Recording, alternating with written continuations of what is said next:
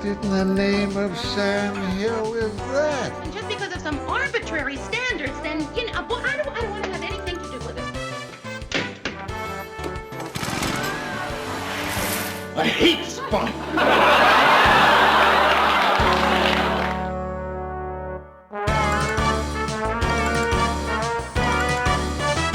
This is Saul Elkin from the Jewish Repertory Theatre. We are proud to bring you part one of An Evening with Ed Asner. We are in the presence of a legend, everybody, here at WBBZ-TV. For many of us, we saw him in the movies back in the day with John Wayne and El Dorado, Elvis and Kid Galahad, Captain Davies, miniseries Roots, and in the 70s with so many shows. But another character created in that era was Lou Grant, might be his most memorable from the Mary Tyler Moore Show and the Lou Grant series. But did you know that this man we sometimes think of as rough, tough, and gruff, and an outspoken political activist, he has a side that is as compassionate for others with a heart as big as the planet. Take a look.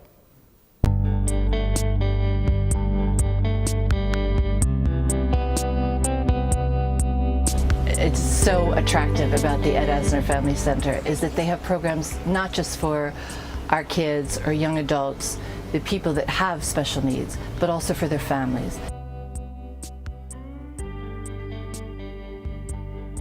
My father found acting and performing arts, and it saved his life. It gave him the ability, the self-confidence to move through life and to find out who he was. And without that juice, without that stuff, I really don't think it would have happened for him. And he'd be the first person to say that. So the arts saved his life. This is a big deal, and this is, I think, the beginning of like what the world needs on the special needs level with the families, so that everyone can grow up in a place that's actually productive and not falling apart. Because right now, most families I know are falling apart. This should be in every community in America.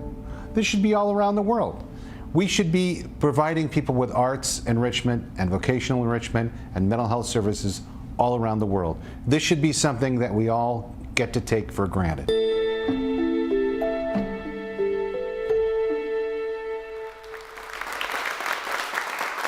And the man behind the Ed Asner Center is, of course, Ed Asner, who we welcome to WBBZ-TV today. Mr. Asner, we're going to get to your storied career, but first, I want to thank the Jewish Repertory Theatre with Jordana Halpern and Saul Elkin and their team, because they brought you here to Western New York with your one-man show, A Man and His Prostate. Our Catherine Miller is going to talk about that in a little bit. She saw the show, but let's get started, I guess, Ed, I wanted to start with the Ed Asner Family Center, because I think most people would start with your career, but I thought I would start with something that is big as I've ever seen a human being try to do.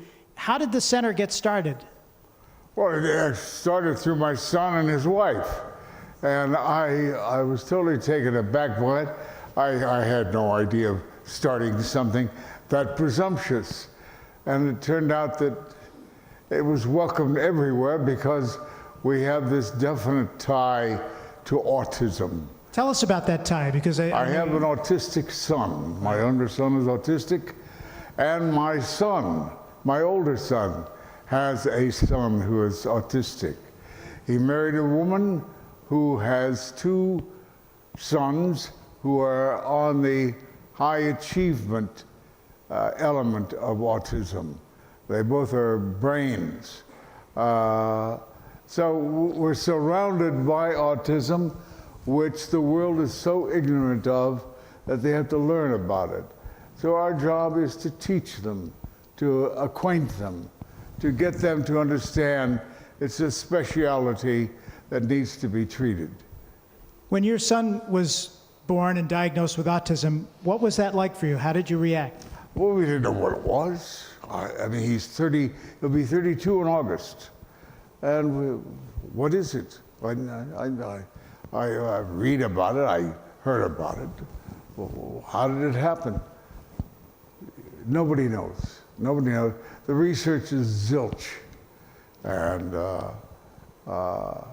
the most telling incident is for me, to acquaint law enforcement with the uniqueness of this handicap. He was 8 or 9, maybe, I think it was no more than 9. And we were in the car together, and he was in the passenger seat, and I committed an infraction. So I got the siren and pulled over, rolled down my window, waited for the cop to come to the window, and he's over and popping around in the driver's seat. And as the cop approaches the window, he leaps to the passenger side over me and says, "Do you know who you're talking to?" So that in the past would get some trouble. And our job is to inform enforcement that they're not responsible for utterances such as that. And I know you mentioned in the video that's on the website, and by the way, the website will have that information up, but 80% of individuals who are challenged, who have a difficulty, are unemployed or underemployed. I thought that was an interesting statement that you made. Yeah. And your son, who's in the video clip we just saw, very passionate, and you have a lot of great things to say about your daughter-in-law, because she is as big a dreamer as I think you are in so many respects. It seems her daddy was a phenomenal doctor who would go to the West Bank and teach Arab kids how to surf. That's a wild hook out of nowhere. Right. My daughter Liza, is the mainspring of my existence, and she helps me catch the train on time. Liza's here. I don't know if she wants to appear on camera, but Liza, come on. It's all in the family. How about a round of applause? This will motivate Ed's daughter, Liza, to jump in. Come on up, Liza. Before we get into some of the career of Mr. Asner, welcome to Buffalo. Thank you. Thank you so much for having us. So, yeah, there's a lot of love in this family. Yes. Yes, there really is. Yeah. So what was it like being the daughter? Did you say the same thing? Do you know who my dad is? You mean when you were little? Yeah. No, I didn't. I kind of held back. Yeah. Now, she is a twin to that fellow you saw on the TV. The one that towers over me. Yeah. And she now has the romance of having her own set of twins who are 14 years old. No skipping a generation. Wow. Wow, congratulations. What do you think of Buffalo now that you and your dad have been? I was fortunate, unlike my dad, he got sidetracked in New Mexico, but I've been here for 3 days now, and I have really gotten to see quite a bit of it. I am so impressed. But what was that experience like for you today to see one of the great cancer research institutes in the country? Yeah. Well, my show is about prostate cancer, or prostatitis anyway. And it's a funny show. And it's wonderful for me to see and meet all of these prostate cancer survivors, some who've been there 10, 12 years, but they're all living, working, smiling. So it's a good thing to have. Well, we're blessed to have that research institute here. And Catherine, I know you saw the show, A Man and His Prostate. Yes, last night. When we're recording the show, his one-man show, Ed's show, was at the Jewish Repertory Theater. Yes. What was that like? Oh, it was amazing. As only you could do it, Ed. Well, I guess the question is, what do we find funny? What do we? That's Ed's growl, by the way. Yes. What do we find funny about prostate cancer? It's the story. It's the journey. And if you haven't seen A Man and His Prostate, you should go out, find it in your area, and watch it, because it is an extraordinary journey through something that's very difficult, something that's obviously life and death. And the way that Ed takes you through that journey is just unbelievable. Tears and laughter it's a great story. So it's a one-man show, and it was written by somebody you... Ed Weinberger, who was a writer-producer on Mary Tyler Moore. Right. You've had a lot of collaborative efforts with him in the past. Yeah. Do you have any new ones in the future? Well, we're taking this show wherever. We're going to Ireland and England, as a matter of fact, to do this show in selected cities, about 8 performances. And we'll see how it responds in foreign lands. What did you think of the Jewish Repertory Theater, our local theater? That's very, very nice. I saw what they've been doing in terms of product, and it's exciting. It's very nice. Well, we're happy to support them here at WBBZ. That's great. Yeah. That's great. Well, you know what? I know we have a full audience here, and I don't want to take this show over. I want the audience to participate. And we may be ping-ponging all around, Ed, from different things, from your career to family. I have a movable head. I don't have any hair, so I'm good. We'll start with this gentleman right here. Stand up. First of all, tell us your name and what's your question? My name is Rob, and it's a pleasure to be in your presence. Thank you. Thank you for your work and entertaining me for all these years. I appreciate it. Not so much a question as a comment. A few years ago, my son had a school project that he wrote people of celebrity, asking them what inspires them. You wrote back very quickly to him, very personal, handwritten letter, and I want to thank you for that. Thank you. Very personal things, very well thought, and just shows your personality and the depth of your character. You ended it by telling him, kiss your grandparents for me, and I just thought that was beautiful, so thank you very much. Thank you. Yeah, thank you. On his behalf, he couldn't be here. Thank you What's his very name? much. His name is Alex. Yeah. Well, thank you. Well, maybe at the end, you can get a selfie with Ed. You can take it back. That'd be awesome. Yeah. Fine. Thank you. Thanks so much. Well, let's talk about family a little bit, Ed, because you grew up in Kansas City, Missouri, and Kansas City, Kansas. What was that? What was your upbringing like?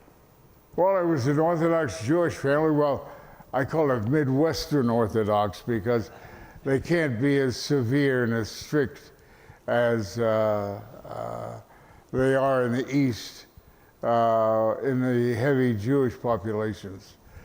But I went to school every day. I went to religious school every day after school. So I had to take a bus and a streetcar and then rode home with my dad at dark. Did that 4 days a week, went to Friday night services, which we were required to do, then Saturday morning services as I approached my bar mitzvah, and then of course there was Sunday school.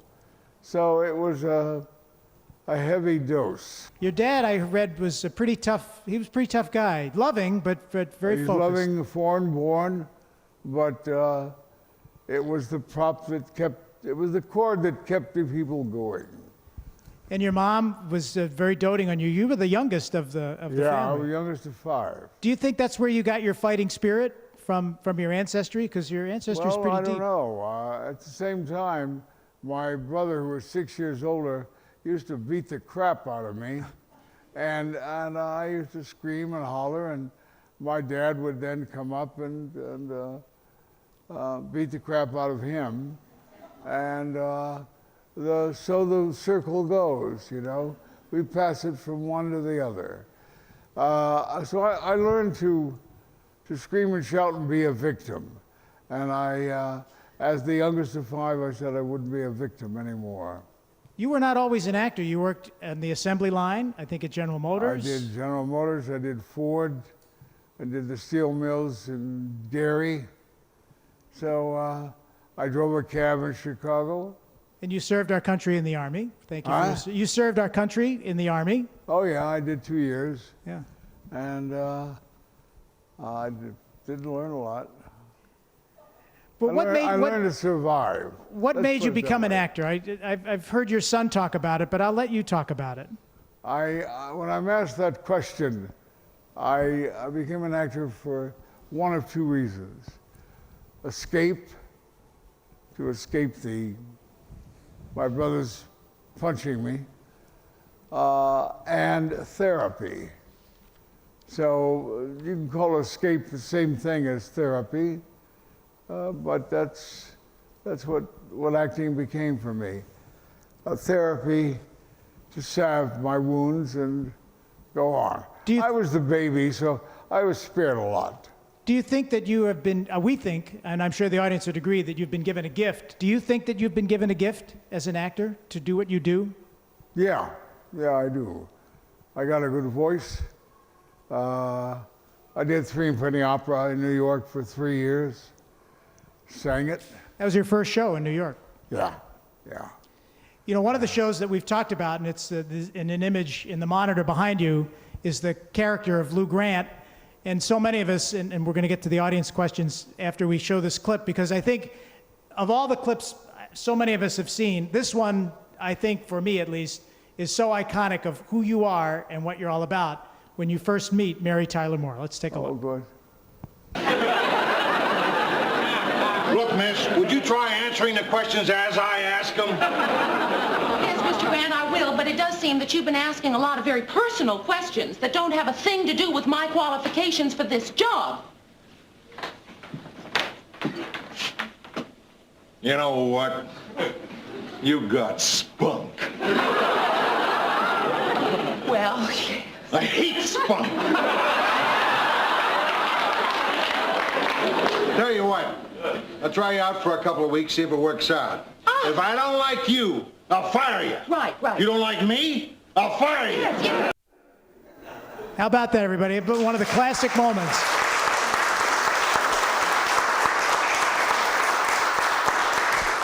I don't want to throw the lie in your face, but I want all of you to know I love spunk.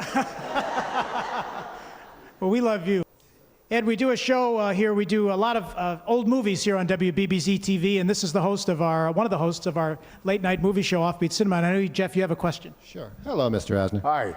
Well, I wanted to ask you about working with one of my favorite directors, Howard Hawks, when you did El Dorado. And just as a follow-up, you also got to work with both Robert Mitchum and John Wayne in that same film.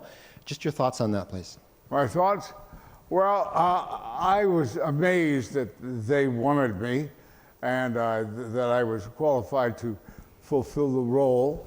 And my first day in Tucson, or Old Tucson as we called it, we went over the first scene, actually, with Hawks. And I suggested a word change here, a word change there. And Wayne was listening in, and I think he might have resented my pickiness. So the Hawks then said, well, Ed, we got a couple of hours before they're ready to shoot, so you can go back to your trailer or whatever. Okay, so I'm wandering around in a suit that I said was my Mary and Sam suit. And I'm wandering around, and I see this army of grips preparing the scene already. And I said, well, I better get going back towards there. And as I'm walking towards the locale of the shoot, Wayne is training his horse to walk backwards. And he's commanding a very high lead, and he looks out over me and says, where's that New York actor? He's looking beyond me, but he can see me fully outfitted. And where's that New York actor? And as I approached, I said, you mean me? And so that started the slight conflict of our first day of work. I later got Hawks very angry at me because I had a card game going in my desert motel room. It was a suite, actually, because I was bringing my wife and kids down. And he ordered me that because of that, he didn't get his sleep that night, and the noise. So he said that everybody had to show up at old Tucson every night, whether they were working or not. And I said, and if I didn't like it, I could take the train or plane back to LA. I said, well, okay. So I showed up every night. Finally, Wayne's makeup man, Larry Butterworth, I didn't know what to do about appeasing Hawks, but he said he always found that if you write somebody a letter explaining what happened, it helps. So I wrote the letter with R.G. Armstrong, who was an English major. He helped me construct my letter, put it in the box at the mailroom of the hotel, the motel, and I stood there for several days, seeing the letter unmoved. And I said, finally, does he ever pick up his mail? And the guy said, well, sometimes he comes by, sometimes he doesn't. I said, see that he gets that letter, will you? He said, okay. So I show up at Old Tucson that night. I don't know what to expect. And I see Hawks coming around the corner. And he looks at me and he goes, Ed, thank you for your letter. And I said, oh, thank God. I was out of the doghouse. That's great. Great story. Ed, how did you get the role of Lou Grant? Because I understand when you first read for the role, it didn't go as planned. You had to come back and read for it again. Yeah, I read for the two producer writers, and they said, well, that's a very intelligent reading. I said, well, thanks. I said to myself, but it wasn't funny. So they said, when you come back to read with Mary, well, that's a good sign. We want you to read it wild, wiggy, crazy, all out wild. And I said, I don't know how to do that. I said, well, why don't you have me do it that way now? And if I don't do it that way, don't have me back. I've never talked that way before or since. But they said, well, we got another appointment. All right, try it. So I read it that way, crazily. And they said, read it just like that when you read it with Mary. So, okay. And the rest is history, as they say. I did it that way with Mary, and they laughed appreciatively. Then years later, I found that after I left the audition room, Mary turned to them and said, are you sure? They said, that's your Lou Grant. Okay. What was your relationship like with Mary Tyler Moore? Excellent, excellent. We were buddies. She was loved and adored by everybody on the show. She accepted being unseasoned, so to speak, and treated like a high school cheerleader. She was very special, as was the whole cast when you look at it. We have another question here, Ed, in the audience. Hi, Ed. I'm Matt. Hi, Matt. Thank you so much for being here and being a part of this and having us here. As a child of the 70s, if someone said the word boss to me, Lou Grant would be what would come into my head. And as a boss now, I often like to think about Mr. Grant dealing with some of the things I deal with on a daily basis. And thank you for that inspiration, I guess. Oh, thank you. My question to you would be, research process for, what did it take to kind of get into that groove of doing a small town news team? What went into the creation of those characters? Well, most of us felt inadequate. Ted, of course, was a failure at many stations before he came to WKRP or WJM. And Gavin was a failed novelist. Never got the inspiration to finish the book he was always working on. Sue Ann was Sue Ann. Phyllis was Lars's wife. So you can imagine what that was like. And Mary was a reject from her boyfriend who she was engaged to. So we were all losers. A wonderful bunch of losers is how I describe them. And we were, what, 5th in Minneapolis, which I think only normally had 4 ratings. But we qualified as number 5. So we were in Minneapolis. We made the best of what we could, and we learned while we were doing so.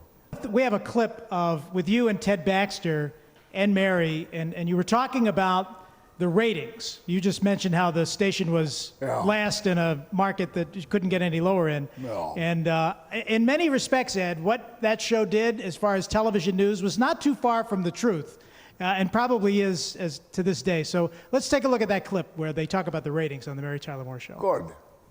For the past 3 years, our ratings have been week in and week out absolutely terrible. But lately they've started to slip. What are you implying, Lou? That I'm going downhill, that I'm getting slipshod, that I'm losing my touch? I mean, if that's what you mean, why don't you come right out and say it? You've gone downhill, you've gotten slipshod, and you've lost the touch. Come on, Lou, be serious. Don't you think there's a little too much emphasis placed on ratings anyway? Yeah, who cares if our ratings go down a few points? Right, as long as the people keep watching. How about that? That's terrific.